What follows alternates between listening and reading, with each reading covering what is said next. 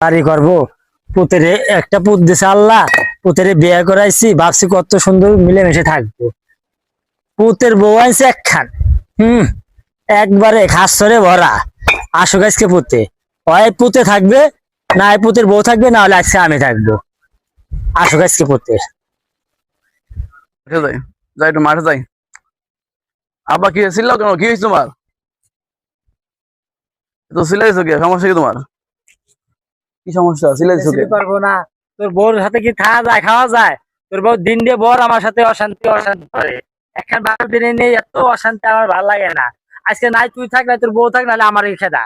আমার হ্যাঁ? তোমার কি করলো বাবা? কি করে নাই কি, খাইবে গেলে অশান্তি, বসবে গেলে অশান্তি, এত অশান্তি আমার ভালো লাগে না। ওই তোরা থাক, না তোকে সুখ শান্তি নিয়ে আমি চলে গেলাম।